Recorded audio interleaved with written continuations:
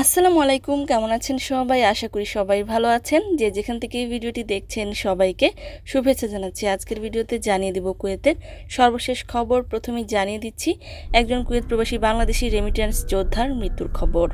সালমি এলাকার সিকরাবে বাস করতেন প্রবাসী সাইফুল ইসলাম। বাংলাদেশে নিজ পরিবারের সাথে ভিডিও কলে কথা বলার সময় আত্মাহুতি দেন সাইফুল ইসলাম। ভিডিও কলে সাক্ষী রইল তার পরিবার। এ সম্পর্কে বিস্তারিত প্রকাশ করা হয়েছে যে সাইফুল ইসলামের বাড়ি বরিশালের সদর উপজেলায়।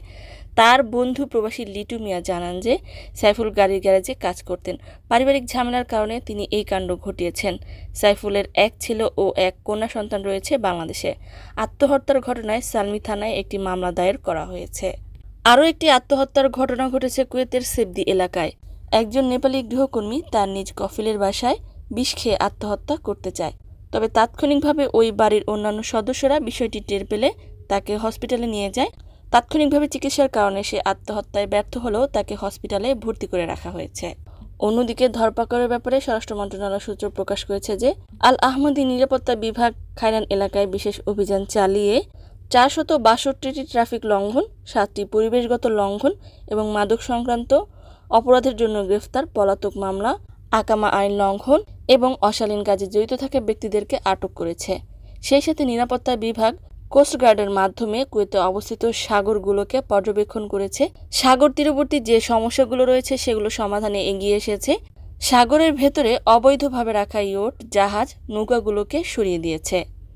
অন্যদিকে খাদ্য নিরাপত্তা নিশ্চিত করতে Kuwait public authority for food and nutrition team বিভিন্ন স্থানে মাছের বাজার এবং বিভিন্ন খাদ্য প্রতিষ্ঠানে পরিদর্শন সফর চালিয়ে যাচ্ছে।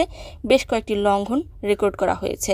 একই ধরনের আরও একটি অভিযানের আপডেট হলো যে একটি স্থানীয় আরবি দৈনিকে প্রকাশ করা হয়েছে যে কুয়েত মিউনিসিপ্যালিটি দ্বারা চুক্তিবদ্ধ নিরাপত্তা সংস্থাগুলি তাদের কর্মচারীদের জন্য 5 মাস ধরে বেতন বিলম্বিত করছে। এই সংস্থা বা কোম্পানিগুলো পৌরসভার নিয়মিত অর্থ প্রদান করা সত্ত্বেও সময়মতো কর্মচারীদের বেতন দিতে ব্যর্থ হচ্ছে।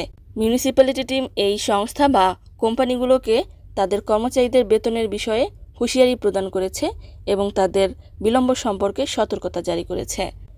কিছু কিছু কোম্পানি কর্মীদের কারসাজি করে বা দুর্বল ব্যবস্থাপনার কারণে আর্থিক সমস্যার সম্মুখীন হয়ে কর্মীদেরকে ঠিকমতো বেতন দিচ্ছে না বলে প্রকাশ করা হয়েছে।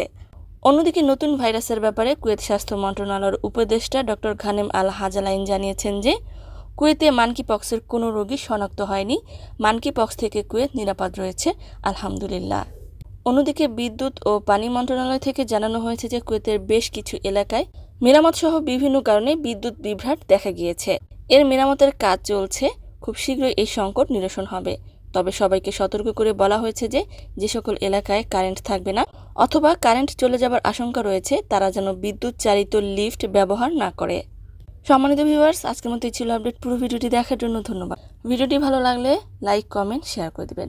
ইউটিউব চ্যানেলে নতুন হয়ে থাকলে সাবস্ক্রাইব করে দিবেন। ফেসবুক পেজে নতুন হয়ে থাকলে লাইক এবং ফলো করে দিবেন। আর যারা পূর্বেই করেছেন সবাইকে অসংখ্য ধন্যবাদ, ভালোবাসা এবং কৃতজ্ঞতা। আজকের মতো বিদায়, আল্লাহ হাফেজ।